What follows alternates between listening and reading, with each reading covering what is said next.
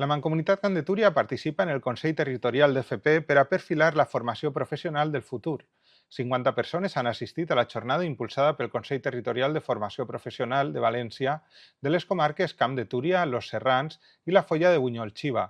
La jornada, celebrada baix el títol Teixint Futur, FP, Empreses i Territori, ha reunit personal tècnic del Pacte Camp de Túria amb representants de l'administració autonòmica, ajuntaments, organitzacions empresarials i sindicals, centres educatius, inspecció educativa, orientadors professionals, Labora, altres pactes territorials per l'ocupació, entitats socials i agents de desenvolupament local, convertint-se en un espai de diàleg clau per connectar el territori, el talent i el teixit productiu.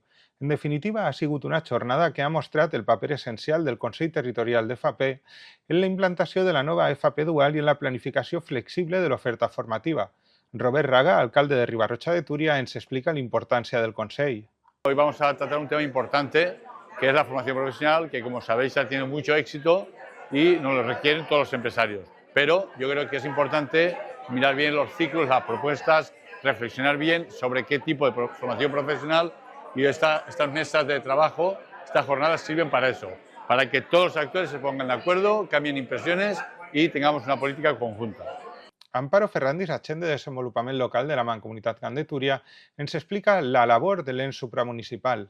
Pues la Mancomunidad está un poco también fomentando y acercando la formación a la comarca e intentando un poco pues, sensibilizar a las empresas para que conozcan el FP, la formación y que puedan acoger alumnos en sus empresas.